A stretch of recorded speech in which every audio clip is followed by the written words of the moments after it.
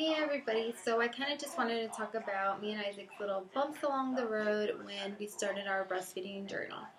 So, number one was his lip tie.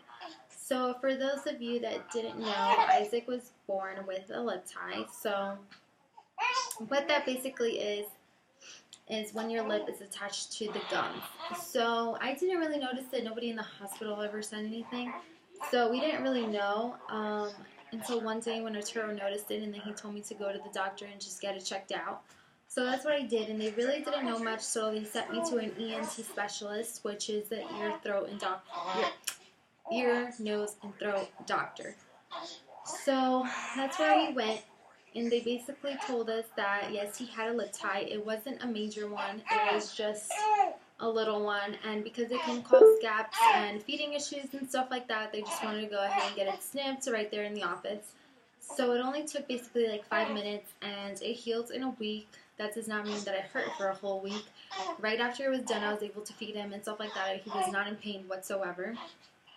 So after that, I think it was a month into, he was 2 weeks old when that happened. So when he was 4 weeks old, all the pain from breastfeeding, anything like that, definitely went away. And all the lactation consultants told me that maybe my kids just needed to toughen up. Maybe that's why they were hurting, stuff like that. But no, it was definitely the lip tie.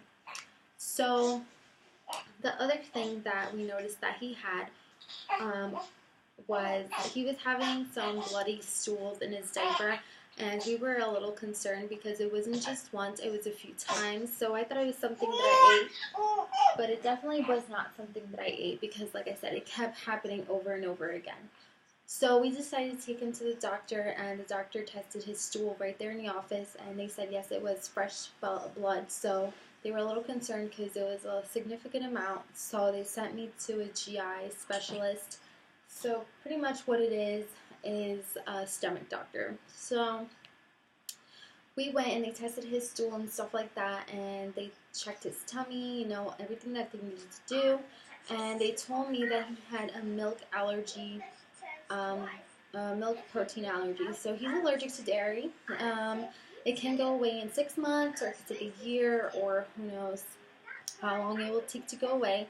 But I had to change my diet. I had to take out all dairy out of my diet in order to continue breastfeeding him, which wasn't bad at all. Like, I don't regret anything. Like, I didn't stop breastfeeding because of it. I still continued, and honestly, I love this bond between us, and it really doesn't bother me. I'm drinking soy milk, almond milk. I took out literally all dairy from my diet. I try to work around it and just do things differently just so I can make sure that I'm not hurting him in any type of way or bothering his tummy. So that's pretty much what we had to go through in the beginning. Right now, everything is perfect. He's been gaining weight. We haven't had any problems. And it took, I think, a week and a half for the milk to actually leave our system. So right now, he's perfectly fine, healthy, and there's nothing wrong at all. So I am so blessed, and so is he, and yeah, that's pretty much it for our little bumps along the way. But other than that, like I said, he's perfectly healthy. So even though problems do occur, you should never give up. There's always a solution. So yeah, thanks for watching. Bye. Hold on, honey. I want to put you there for a second.